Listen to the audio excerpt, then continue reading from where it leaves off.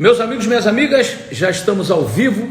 Daqui a pouquinho vai entrar o maior jogador da história do Flamengo, um dos maiores do mundo, nosso Zico, né? E a gente vai bater um papo muito legal aqui, né? Para que vocês conheçam um pouco mais da história desse gênio, desse cara maravilhoso, dessa figura humana fantástica que é o Zico, um caráter ímpar, um cara sensacional, né? Que eu tenho a honra de dizer que sou amigo, que acompanhei a carreira toda.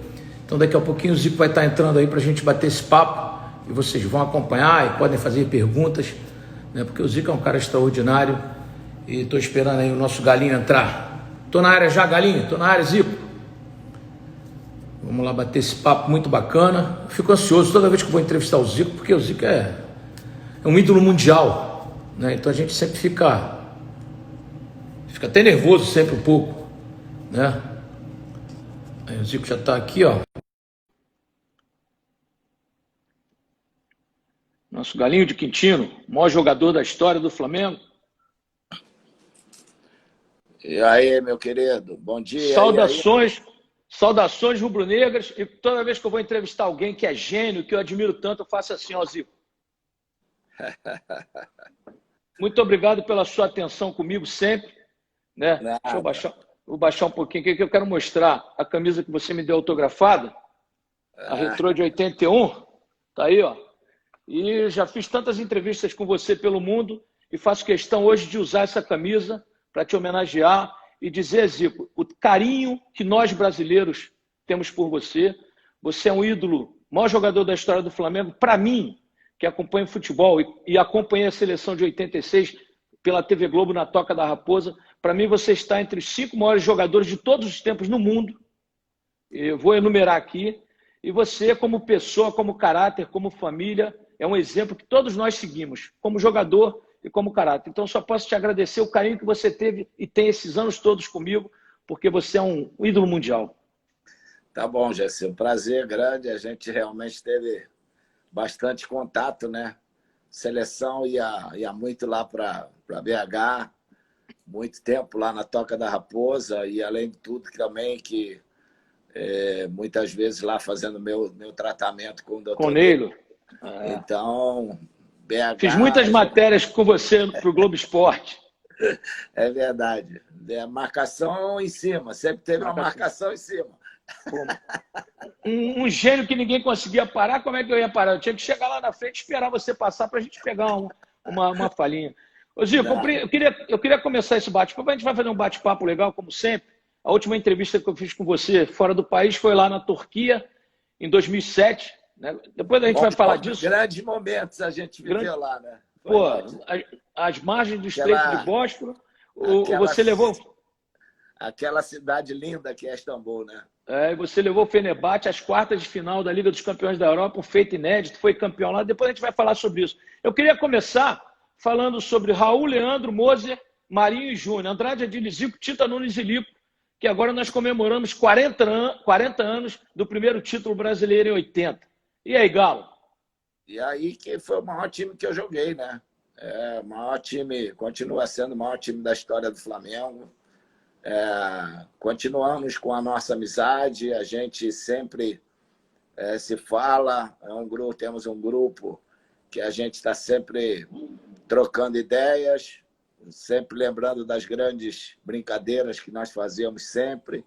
Então, é um grupo muito legal, um grupo que a sua maioria cresceu dentro do Flamengo, né? A gente veio praticamente do plantel, quase a metade tinha saído da base. Então, a gente tem uma amizade muito grande, né? Sincera, verdadeira.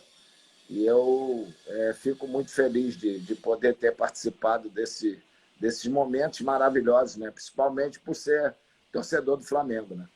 Ô, Zico, eu que acompanho o Flamengo, em 66, eu morava em São Cristóvão, sou do subúrbio, assim como você, que é de Quintino. Meu pai me levou para ver Flamengo e Bangu, 3-0 o Bangu campeão. Eu, 6 anos de idade, eu tenho 60, você tem 67. Acompanhei sua carreira porque naquela época era muito interessante. Eu ia para o Maracanã ao meio-dia, 1h começava, se eu não me engano, o juvenil até às 3, de 3 às 5 juniores e de 5 às 7 o profissional. Então você via a carreira do jogador desde que ele começava ali, na base, no júnior. Eu vi sua carreira toda e você já fazia coisas geniais, né, ainda garoto.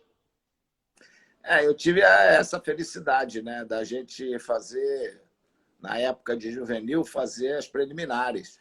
E Maracanã lotado, né, Zico? Maracanã lotado, e eu sempre guardava o meu golzinho lá e tal. A gente, quando era um time bom, a gente praticamente saía vencedor na maioria dessas partidas.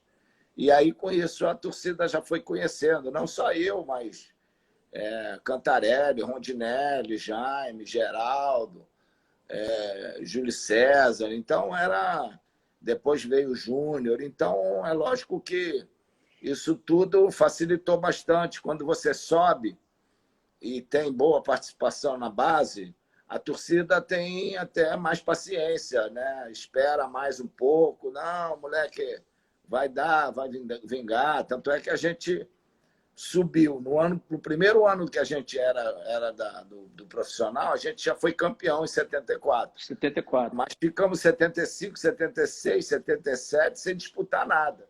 Porque foi o ano da máquina tricolor, né, Zico? Aí começou aquele negócio, será que essa geração vai vingar mesmo e tal? E eu não tenho dúvida que se a gente tivesse perdido aquela pro Vasco em 78, eu acho que essa geração, uma parte poderia ter sido desfeita, entendeu? Aquele gol do Rondinelli de cabeça. Isso. Eu acho que ali foi o marco, ali foi a grande virada nossa, ali porque foi a grande mudança na vida de todo mundo, né? Pô, mais um título carioca, e você sabe que naqueles anos os times cariocas eram fortes. Né? Zico, eu sempre digo que era mais importante para a gente, torcedor na época, comemorar o título estadual do que o brasileiro. É verdade. Né? Então, aquilo nos deu força, porque aí depois nós ganhamos em 79 2 campeonatos, ganhamos 7 turnos seguidos. Teve o especial. Isso, e aí a gente veio para o brasileiro, aquele brasileiro, mesmo a gente sendo eliminado, mas caímos nas quartas de final. Quer dizer, veio de 80, a gente ganhou, 81 caímos nas quartas de final, mas 82 ganhou, 83 ganhou. Então, é lógico que, quer dizer, dos 6 brasileiros, dos 5 brasileiros daquela fase, de 78 em diante, a gente ganhou 3 e fomos às quartas em 2. Então, eu acho que ali foi a afirmação e a consagração daquela geração. Né? Zico, vamos falar de 80, aqueles 2 fantásticos times de Flamengo e Atlético. Eu sempre digo, se tivéssemos 10 jogos, teríamos 4 vitórias para cada lado e 2 empates. Tamanha a qualidade dos jogadores. Você tinha de um lado Cerezo, Reinaldo, Éder, do outro Zico, Andrade, Adílio, Júnior. Quer dizer, eram 2 timaços, tanto que foram base da seleção de 82 do Tele. Né? Normalmente, o torcedor atleticano fica furioso e depois daquilo criou uma rivalidade com o Flamengo por causa daquele jogo no Serra Dourada. Mas a gente entende que foi um jogo bem pegado, bem disputado. O que o Wright falou para o pessoal ali naquele momento que ele reuniu os jogadores, Zico? O Wright chamou eu e o Cerezo, devia ter uns 10 minutos de jogo, mais ou menos, que o jogo estava muito pegado e tal, e ele chamou e falou, vai lá e diz para os seus jogadores que o primeiro que fizer uma falta por trás eu vou botar para fora, não vou tolerar mais nada, nenhuma entrada sem bola. E logo nós fomos lá, cada um falou isso aí. Foi a primeira e única vez que eu vi na minha carreira. Olha que eu joguei mais de 1.000 jogos. E nunca tinha visto um juiz parar um jogo, chamar os capitães e falar isso. E realmente a coisa estava descambando, para aquilo que não é o normal daqueles 2 times, né? Exatamente. Pela qualidade dos jogadores que estavam em campo, não se podia ter aquilo. E aí, logo depois que recomeçou o jogo, o que eu mais estranhei ainda foi a entrada. Foi o Reinaldo, né? Do Reinaldo, cara. Então, meu companheiro de seleção e dar uma entrada daquela. Por trás. Por trás, dar um carrinho daquele por trás. Então, e não era um lance de perigo, nada. Foi no campo do Flamengo. A jogada estava no campo do Flamengo, não estava nem no campo do Atlético. Então, ele na mesma hora expulsou. Aí sabe como é que é? Você expulsa um jogador do nível do Reinaldo. E aí, dentro do campo, né, começa a falar. Se hoje tivesse... se fosse hoje, com leitura labial, com VAR, com essas coisas todas, cara, eu acho que ninguém ia acabar falando nada, entendeu? Porque aí depois a coisa descambou e todo mundo começou a falar algumas coisas dentro do campo. E aí o Wright não acabou botando todo mundo para fora e foi muito ruim. Aquilo foi ruim de futebol, não foi ruim. Não vai achar que a gente deve estar feliz porque não. E tal. Não tem nada a ver. Ali quem passasse, a possibilidade de ser campeão era muito grande. Como foi o Flamengo. Como foi o Flamengo. Então, foi uma pena que aconteceu aquilo. E aí gera uma série... Criou essa rivalidade. Isso, rivalidade desnecessária e tal. Então, eu acho que não é problema. Tanto o Flamengo como o Atlético podiam ganhar, que era duas seleções, né? Nível, como você duas falou, seleções. Ali, de 10, cada um ganhava um pouco, ia ter empate. Tanto é que naqueles 2 jogos foram 2 jogados. 2 empates. 2-2, né? Maracanã e lá, né? Lá eles estavam ganhando 2-0, a gente empatou. É verdade. No Maracanã a gente virou 2-1, eles empataram. Então era, pô, você não enquanto o árbitro não apitava o final do jogo, você não podia dar garantido que já a vitória já estava no bolso. Ô, Zico, uma vez eu jantando com o Arnaldo e com o Zé Roberto, o Arnaldo falou para o Zé Roberto: Zé, você cometeu um erro grave. Se você expulsasse um zagueiro de cada lado, você controlava o jogo, mas se for expulsar logo o Reinaldo, aí o negócio descambou. Né? Mas, ô Galo, vamos... Não, diga. Mas é o tal negócio, né? O Reinaldo é que fez a falta, não foi nenhum zagueiro, né?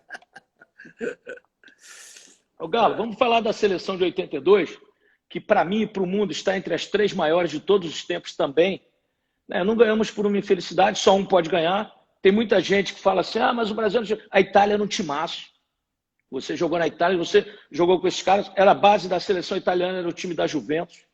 Quer dizer, era um timaço. Deu umas aulas, nosso time era extremamente técnico, jogou muito. Tem aquela imagem do Gentili rasgando a sua camisa, um pênalti claro que o juiz não deu. Tudo isso faz parte da história.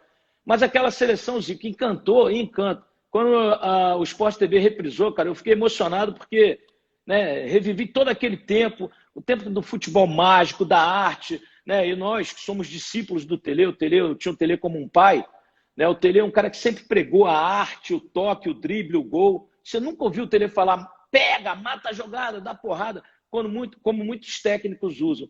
Quer dizer, aquela seleção marcou, né, Zico? Marcou e foi a grande seleção que eu tive também a felicidade de jogar. E como se diz, o Tele era um cara que dentro do campo jamais, era fora do campo ali, jamais falava isso pra gente. Joga em futebol, quer ficar com a bola, desarma o cara. Você tem capacidade para desarmar o cara. Não precisa fazer falta, não precisa fazer nada. Então a gente jogava mesmo, jogava o futebol, ia para dentro do campo e procurava fazer aquilo que era o que estava sendo pedido e era o que a gente sabia fazer, né?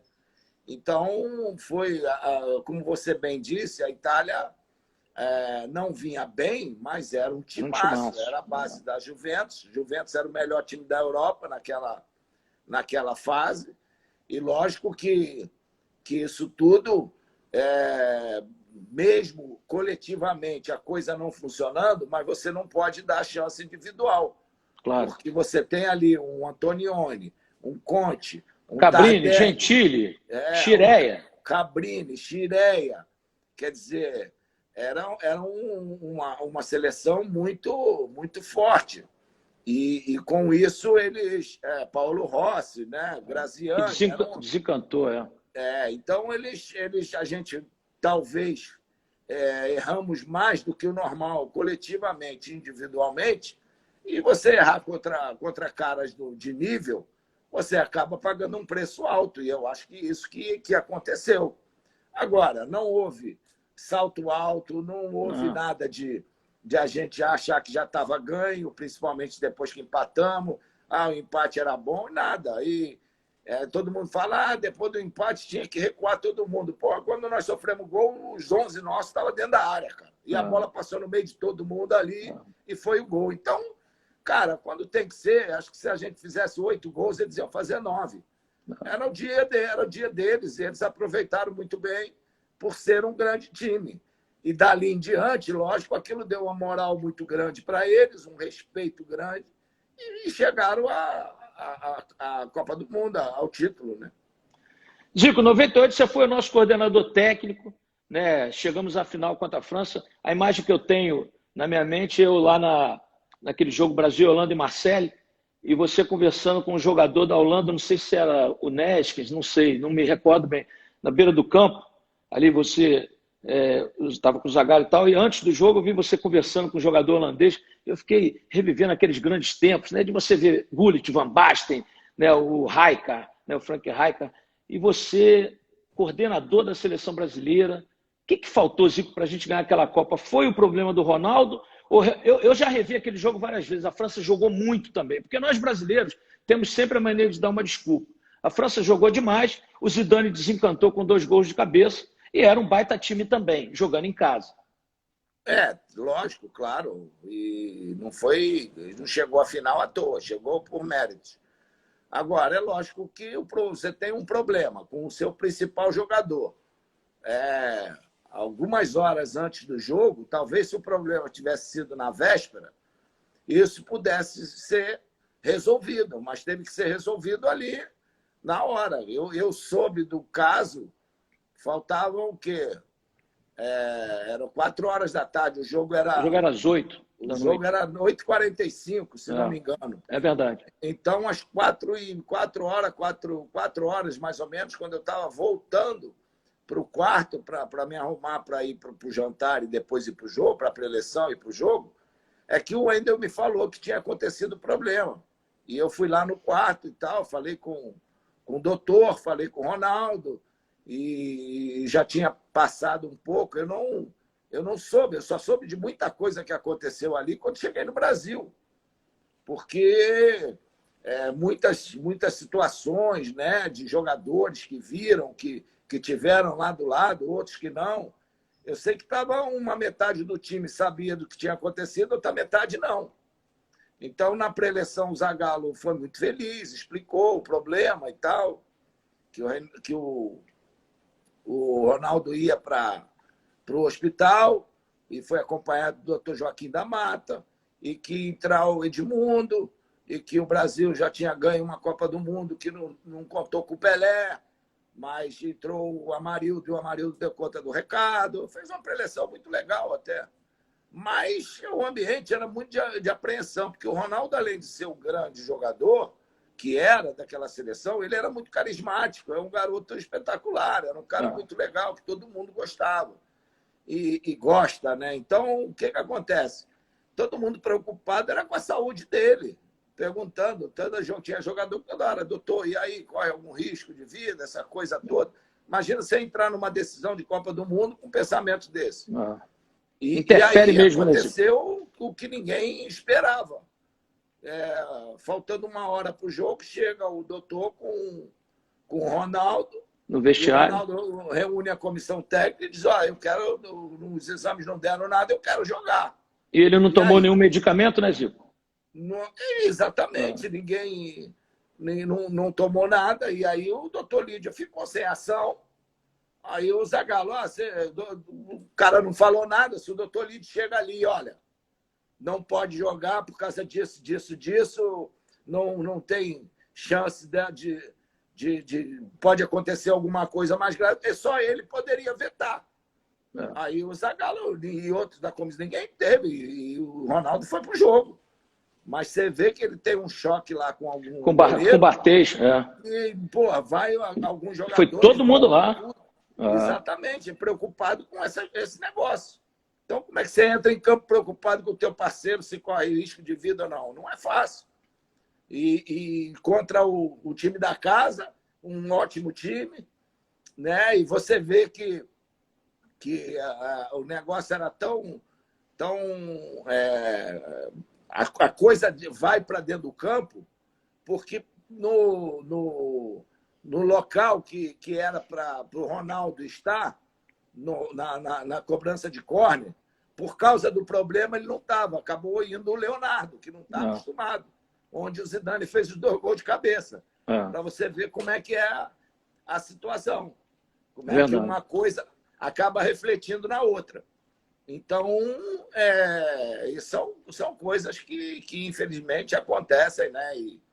E às vezes as decisões, quando você tem tempo maior para isso, para lidar com aquele problema, aí a coisa é sanada, não afeta tanto, né? Verdade. Mas nós não tivemos tempo, o departamento médico, a comissão técnica, não teve tempo para se tomar uma decisão ali.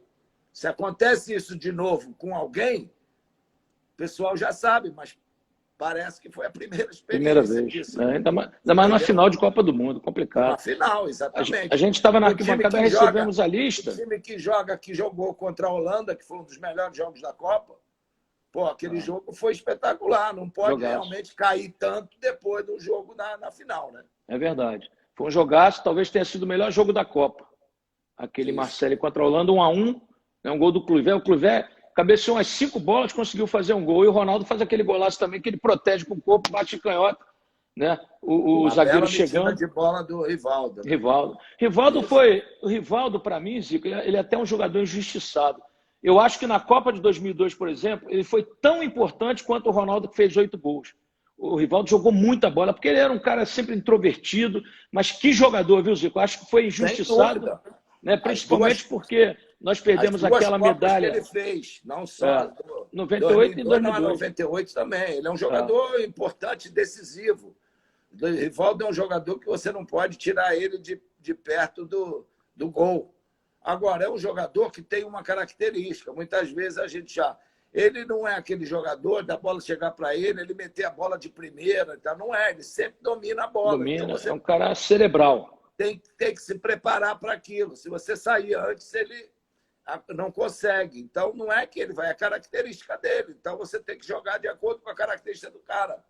Né? Ele sempre vai ter que dominar a bola antes de dar o passe. Então você que vai receber tem que estar preparado para isso. É isso aí. Gico, estou vendo aqui, olha só.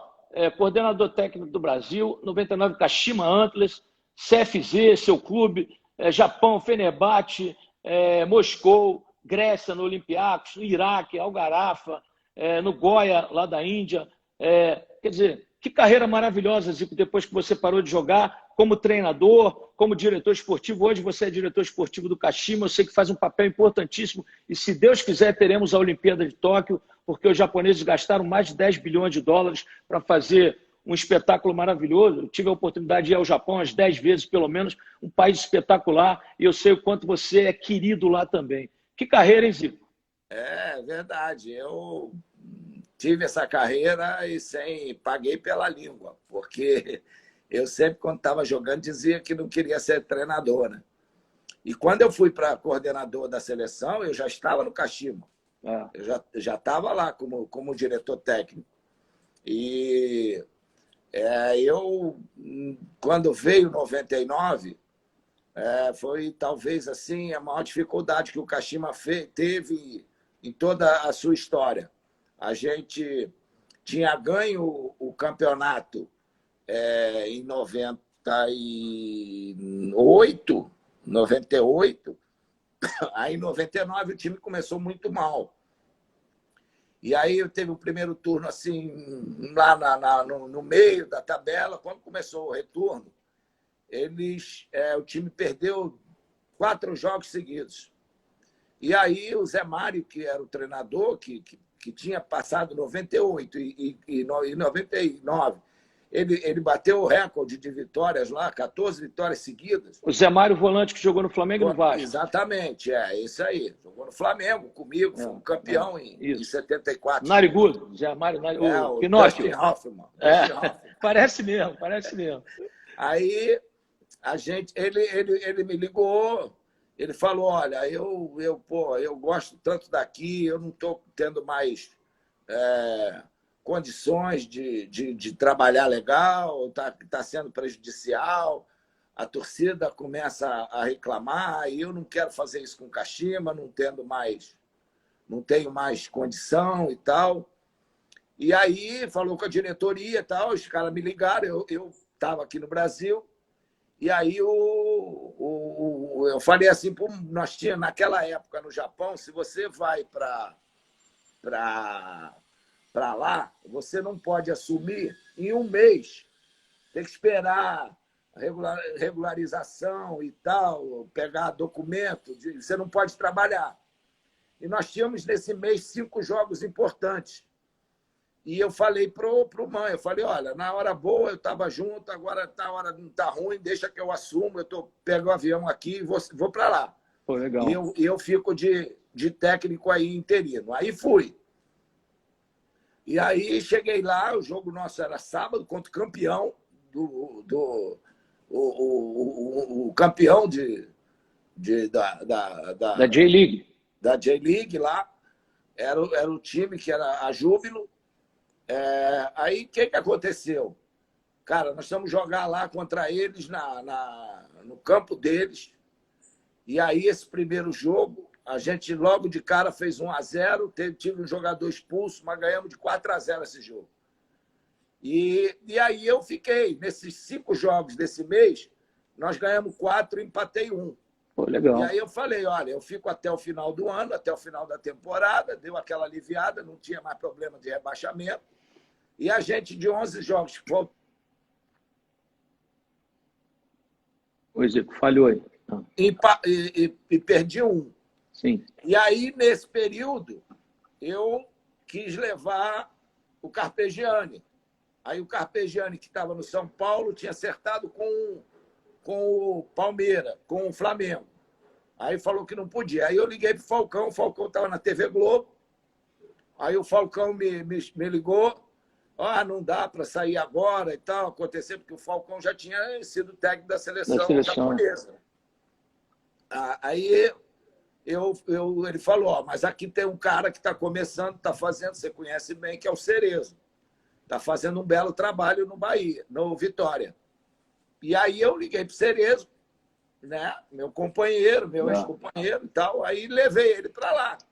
Então eu fiquei um ano de 99 até o final, e já começou a temporada de 2000 com o Cerezo, a equipe dele, porque eu não queria ser treinador de jeito nenhum, né? Aí foi embora. Cerezo, pô, campeão lá, ganhou a Tríplice Coroa, foi um sucesso, né? Ficou 4 anos, se não me engano, aqui. Virou ídolo lá. Exatamente. O pessoal tem um carinho, um respeito muito grande, tá vendo? E foi o único treinador que foi 2 vezes. Verdade. Ele quando saiu, levou alguns anos, ele voltou lá.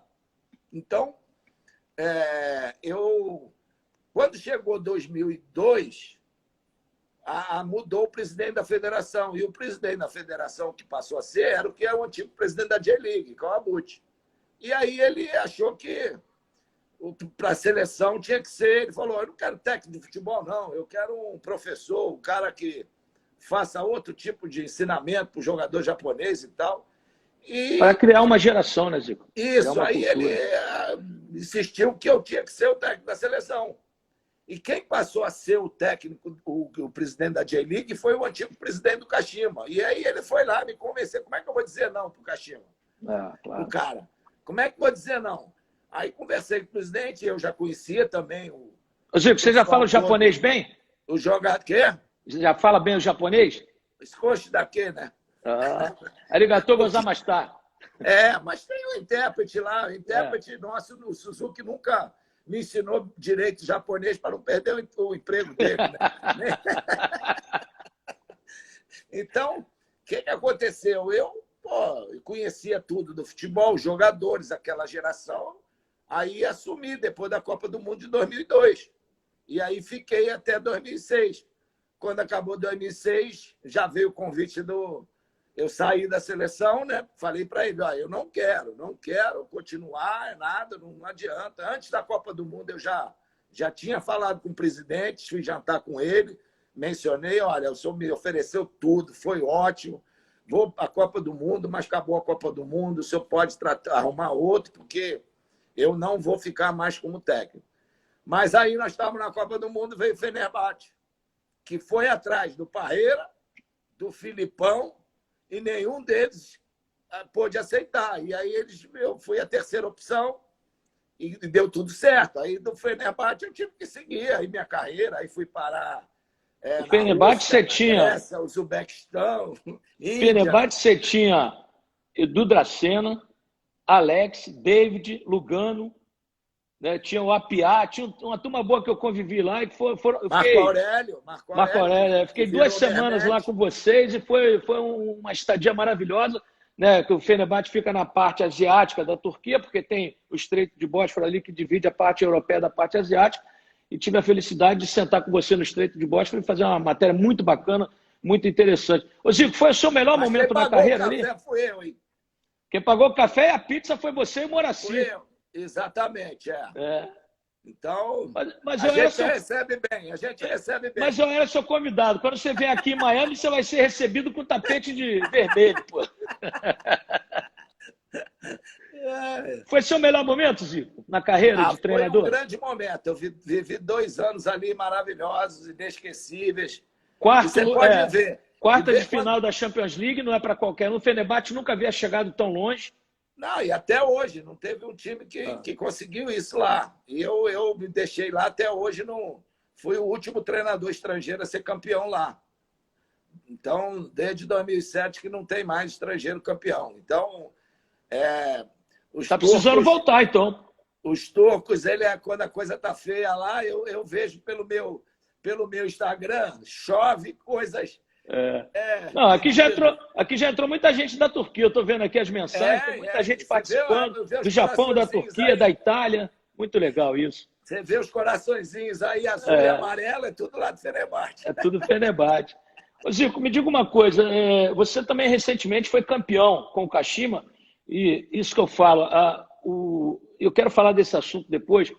A pessoa que você é, eu te liguei de madrugada e falei, Zico, vou te mandar 3 perguntas pelo Zap, se você puder responder, que eu vou botar na Tupi.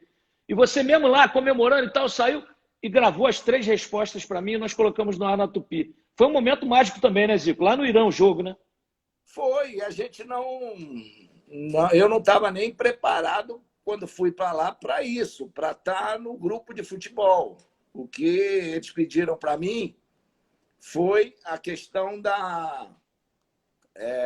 de que ia haver uma mudança, como houve em relação à administração, porque a Sumitomo foi vendida para Nippon Steel, e esse pessoal da Nippon Steel não é chegado ao futebol. Então, eles tinham que arrumar um outro acionista, né, que comprasse as ações da Sumitomo. E conseguir. Então, eles falaram: eu gostaria de que você tivesse com a gente aqui nesse momento, que fosse a referência, que passasse o que foram esses 25 anos, o que a gente pretende para fazer e tal. E eu falei, tá legal, eu vou. E não tem problema, pô. Eu vou lá como relações públicas, né? Do Kashima, essas coisas todas. Só que o time não estava muito bem. Aí, na hora que eu voltei para o Brasil e tal, o vice-presidente, o Man, que foi meu treinador e que a gente está junto esse tempo todo, ele me ligou e falou, eu quero você aqui de coordenador técnico de novo. Precisa para ficar junto com o time, porque a gente não está numa situação legal, eu vejo que o ambiente está, se você puder. Então, e a gente faz esse outro trabalho e tal, mas eu quero você mais ali no campo, perto do campo, conversando com a comissão técnica. Aí tudo bem. E aí eu detectei logo no primeiro mês, assim é o que estava acontecendo. Ele queria trocar a comissão técnica, eu falei, o problema não é da comissão técnica, o problema é dos jogadores. Vamos chegar junto em cima dos jogadores, você tem um time bom pra cacete, jogadores bons, mas eles não estão sendo profissionais, não estão entendendo o que é o Kashima. E aí eu chamei na chincha lá dentro do campo, todos eles.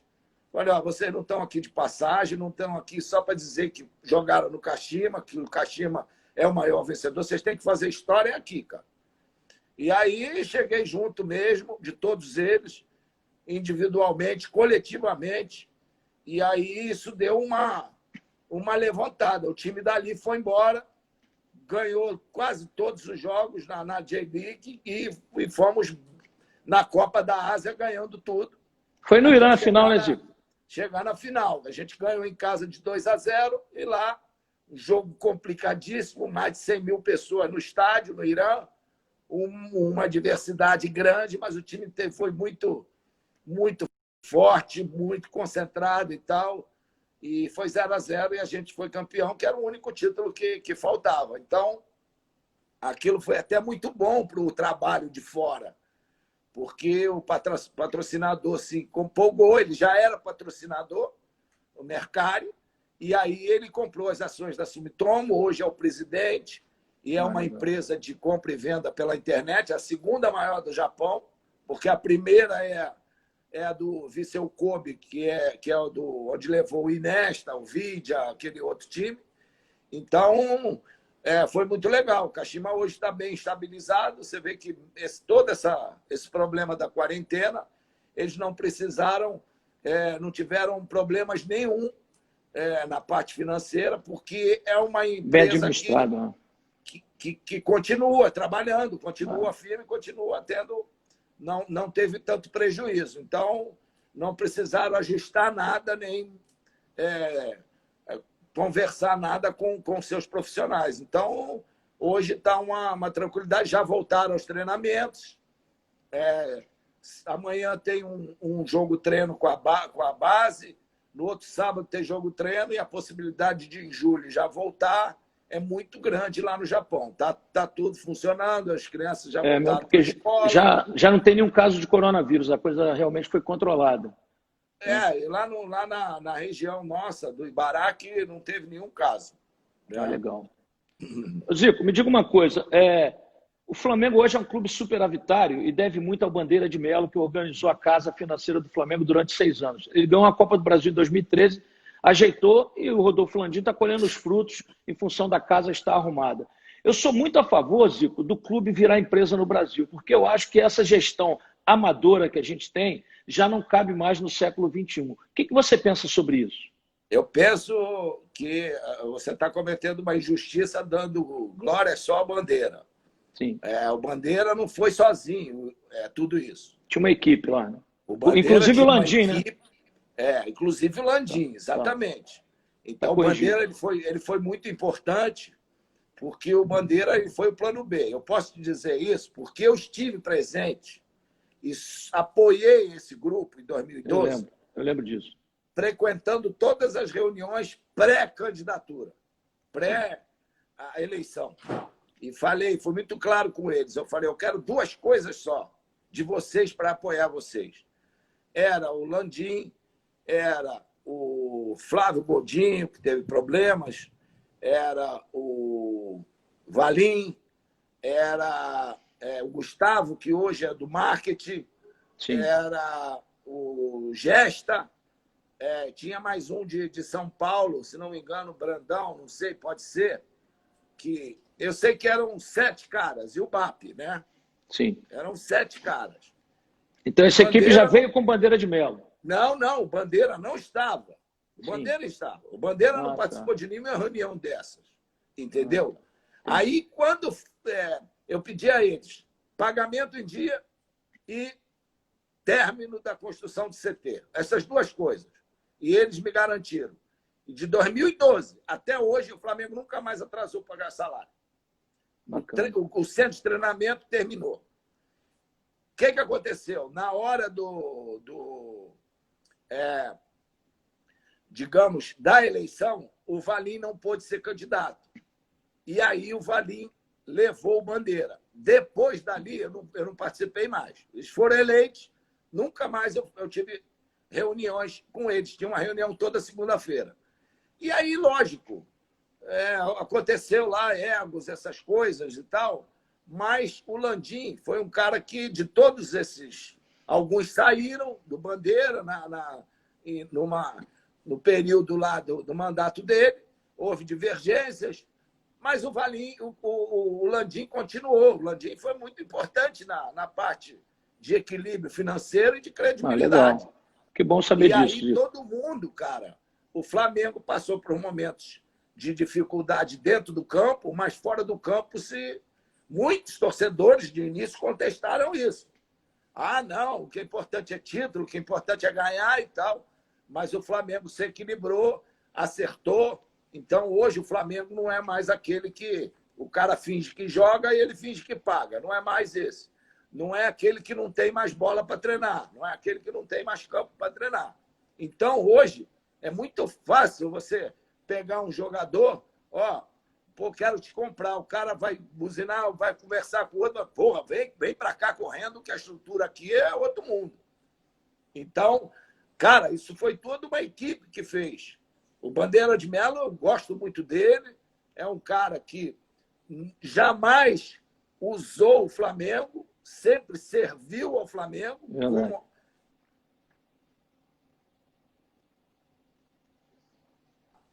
que está aí no grupo, que entrou no Flamengo. Então,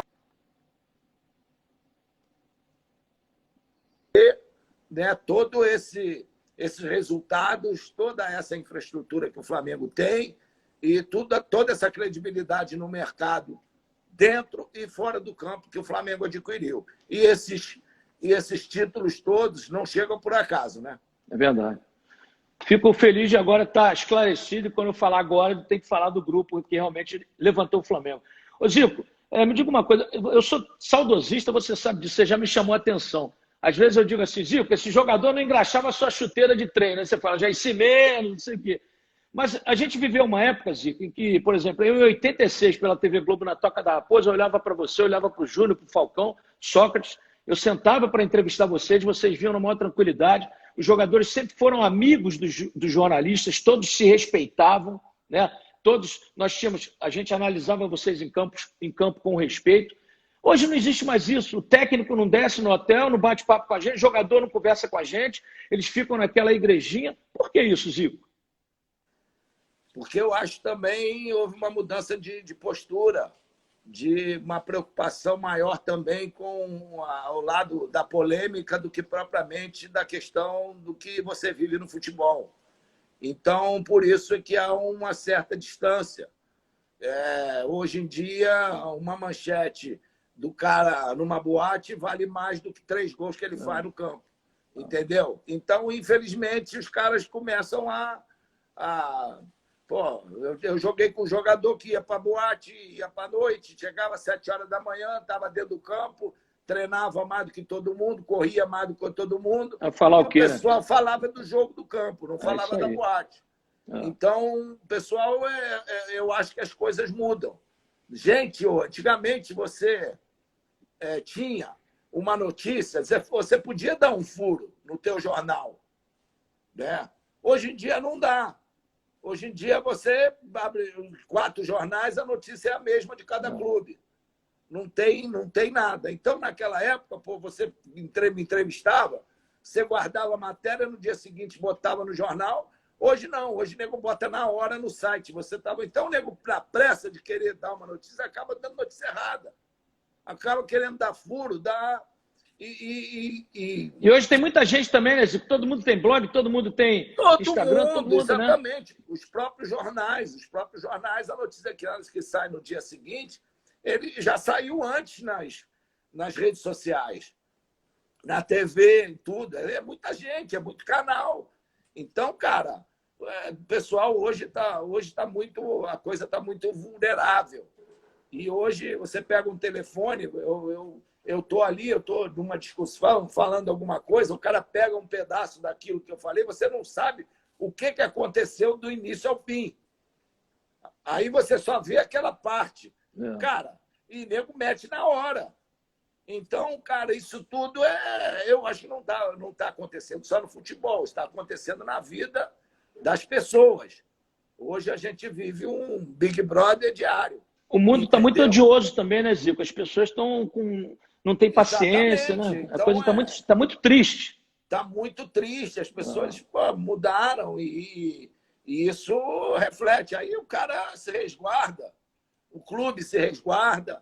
Você hoje tem investimentos fortes. Outro dia eu estava dando uma entrevista para o Placar, estava falando, mas eu acho que o cara tem que... os clubes tinham que abrir mais. Eu falei, os clubes hoje têm TV, têm suas redes sociais, então eles botam ali, cara. E eles têm os patrocinadores. Eu vivi no Fenerbahçe, o Fenerbahçe tinha a televisão dele. Então, pô, eu vou fazer o quê? A televisão é do clube, primeiro eu vou abrir para eles. Claro, Eles claro. que sustentam o clube.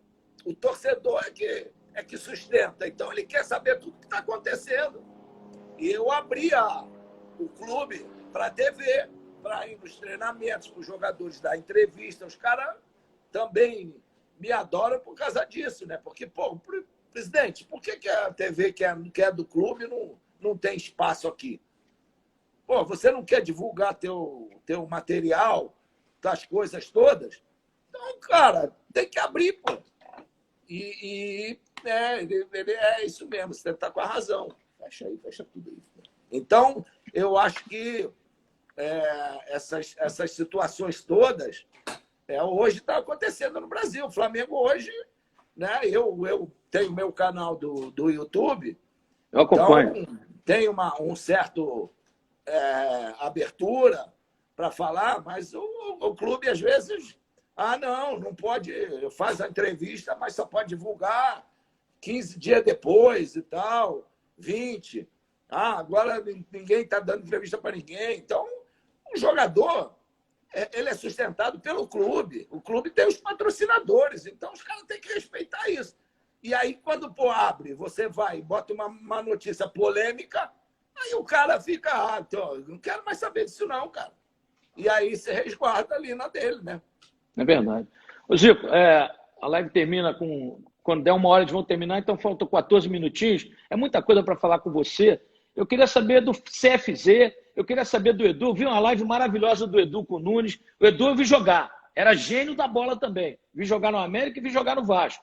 E foi técnico da seleção por 3 jogos, se eu não me engano, em 85. Foi. Né? 84. 84. Gênio da bola também, né, Zico? Sempre foi seu auxiliar técnico, né? Foi. Então, ele era meu auxiliar técnico porque era bom, não é porque era meu irmão, não. Eu sei disso. Jogou muito, né, Zico? Ele é auxiliar técnico, seu irmão. Eu falei, mas ele só foi técnico da seleção brasileira, mais nada. Você quer que eu fale mais alguma coisa? Ô, Zico, eu não vi o Antunes jogar, mas vi você e vi o Edu. O Antunes era parecido ou jogava mais? O Antunes era mais objetivo, assim, sabe? Eu peguei um pouco das firulas do Edu e um pouco da seriedade do Antunes. O Antunes era um jogador. Ficou genial. Tinha uma característica muito forte pela esquerda, de receber a bola, ele era muito veloz e muito inteligente. Então, sem dúvida, o mais inteligente da família. E aí ele fazia coisas e muito bom jogador. Agora, tinha uma situação, né, para a seriedade dele, o profissionalismo. Ele queria defender todo mundo. E acabou. Meu pai uma vez disse para ele: meu filho, não se envolve em tantos problemas que no final vai sobrar para você. E não deu outra. Então, ele foi um grande cara, estudioso, professor de faculdade, se formou em economista. Então, o futebol foi uma grande paixão para ele também, jogava muita bola. E o velho Antunes tem uma fórmula que ele levou com ele lá para o céu. É isso aí. Ô, Zico, me diga uma coisa. Eu falei no começo da entrevista, além de ídolo como jogador, você é um ídolo como pessoa. Um cara que sempre pregou bem, sempre buscou bem para o futebol, para o esporte, para a vida. Está casado com a dona Sandra há quantos anos? 47? Completo 45 em dezembro. E em Foi sua primeira namorada, Zico? Em agosto, completo 50 anos de namoro. Foi sua primeira namorada? Primeira namorada. Coisa bacana. Com 14 anos, eu com 17. Bacana. Aí daí veio uma família maravilhosa, veio o Júnior, né? Veio o Bruno e o Thiago. Thiago, Sim, e agora tem as noras e os netos. É verdade, são 8 netos. Não é dá para nomear todos, Zico? Dá, pô. Pela idade. Do mais velho do Bruno é o Felipe, que tem 12, e o Gabriel tem 10. Felipe é o craque, né? O Felipe é o... Que joga no Jogo das Estrelas no final do ano. Estrelas. Canhotinho não é mole, não. Eu vi jogando. Se ele treinar bastante, se ele está lá na base do Flamengo, né? Do Flamengo, o Gabriel também, na Sub-10. são os dois que gostam de futebol. Os outros o único não. problema, Zico, é a cobrança. Eu sei que você tem os filhos que jogaram muita bola, mas todo mundo quer relacionar os filhos ao pai pela genialidade. Isso é complicado, né, Zico? Mas eu acho que os netos vai ser diferente. Eu É. acho que a cobrança em cima dos filhos é maior. Maior, né? Dos netos, não tanto. E aí o Júnior está com 3, tem o Arthur, que tem 9, 8 ou 9, tem a Larissa, que vai para 3, e o Davi, que vai para 2. E tem o Thiago, que tem 3, nasceu o terceiro agora, um mês, o Tom, e tem o Antônio, que tem 10, faz 10 agora em setembro, e a Alice, que faz 8. Então, tem uma escadinha boa aí. São 6 homens e 2 meninas. Uma realização, né, Zico, com a família abençoada, né? Você fez a sua vida toda em cima disso, né? Da base familiar. Isso que eu digo sempre para esses jovens, é fundamental você ter tudo na vida, família, os poucos e grandes amigos, e você vai seguindo a sua trajetória para se tornar uma pessoa vencedora e dar bons exemplos, que é fundamental, né, Zico? É lógico, eu acho que isso aí foi o que eu aprendi, né, com o velho Antunes e a Dona Matilde. E meus irmãos. E lógico que a gente segue em frente os ensinamentos, até mesmo na escola, a professora que eu tive no primário, a dona Neide, que foi fundamental, porque ela era o segmento da família. Da educação que eu recebi em casa, ela me dava na escola. Eu costumo dizer, Zico, que na nossa geração, os professores eram como os pais. Né? E hoje em dia, quando eu vejo um professor ser maltratado, eu fico abismado, porque professor, a gente tinha um respeito como tinha pelos nossos pais. É verdade. Então, isso é uma coisa que a gente jamais vai esquecer. Eu, no primário, tive 2 professoras, a dona Neide e a professora Nileda, que foi do último ano, né? Do 6º ano, e que, poxa, me ensinaram muito. Lógico que quando você vai para o ginásio, né? Que hoje é o Fundamental 2, né? Os professores estão mais ligados na questão da matéria, dos ensinamentos da matéria, do conhecimento e tal. Mas na escola pública, que foi onde eu estudei o primário... Eu também. Estudei ali na Floriano Peixoto, ali na Praça Argentina, onde o bonde fazia a curva. Isso. Então, ali é fundamental, porque ali é a parte mais educacional, que é de 7 a 12 anos, que você aprende muita coisa. Então, para mim, foi fundamental esses momentos, né? Então, cara, eu acho que tu aprende valores, aprende a moral, aprende a ética e segue em frente. O ensino público era outro naquela época. Então, eu tive esse privilégio e essa felicidade dessa questão educacional, né? Zico, falta alguma coisa na sua vida? Nós gostaríamos muito de vê-lo presidente do Flamengo. Eu acho que você não quer, né? Não. Menor chance. Isso aí... Por ser ídolo, Zico? Por ser o ídolo maior? Agora. Por ser o ídolo maior? Sou torcedor. Mas você não quer por ser o ídolo maior do clube? Não. É porque eu tive lá 4 meses e foi para me constatar que não devo assumir nada lá no clube. Entendi. Entendeu? Entendi. Zico, falta alguma coisa na sua vida? Você é um homem realizado com a sua família, com tudo que você fez na sua carreira? Só falta. Falta agora perder os quilinhos, porque essa quarentena... Todo mundo, pô. Exatamente. Eu fui para os 3 dígitos e agora tem que voltar. Então, mas tá batendo a bolinha no CFZ ainda? Tá. O joelho tá suportando bem? Não, né? Mas quando estou no Brasil, toda quarta-feira tem a pelada lá. Mas o joelho está suportando bem? Ainda. Mas tem uns remedinhos bons aí para se tomar, para tirar dor. Tá certo. Ô, Zico, eu queria te agradecer assim, de coração. Eu confesso que fico emocionado toda vez que eu te entrevisto e fico nervoso porque entrevistar um ídolo, um cara que a gente gosta e que se tornou amigo da gente, é uma coisa assim, muito fantástica. Eu agradeço a Deus todos os dias por ter esse privilégio. Acompanho a seleção brasileira já há 34 anos pelo mundo, é o que eu gosto de fazer, né? E queria te desejar assim, sorte para sua família. Meu sogro diz que ser avô é melhor do que ser pai, porque avô deixa tudo. Eu fui... A Sandra é que a gente tem que agradecer, porque ela foi pai e mãe ao mesmo tempo. Porque meus filhos, eu estava sempre viajando, sempre concentrado, jogando.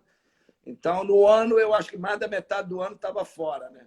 É verdade. Então, foi. E aproveitando até, né, para agradecer a todas as pessoas que estão falando aí e tal, pedindo beijo, abraço e tal, agradecer a todos eles. Que todos se sintam abraçados, né, Zico? Beijados. E com autógrafo virtual seu aí. É verdade, é verdade.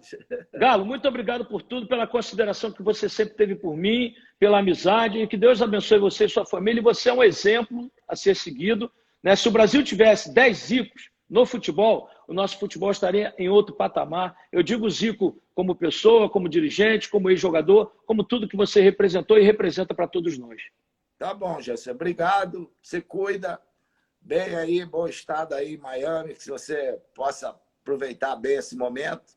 Corra tudo bem. E um grande abraço, prazer grande falar com vocês e falar com toda essa galera aí. Okay? E quando vier aqui, está convidado, tapete vermelho, para a gente tomar um vinhozinho. Tá bom. Tá? Essa live vai estar no Instagram, né, no IGTV, e também vai estar no meu canal de YouTube e no meu blog, no Super Esporte. Zico, obrigado por tudo. Um beijo no seu coração. Um ótimo fim de semana. Dá um abraço na Sandra e toda a família aí. Tá bem, tudo bem. Um abraço grande aí para todos com Deus. vocês. Muito obrigado Tchau. por tudo aí. Tchau, tchau. Tchau.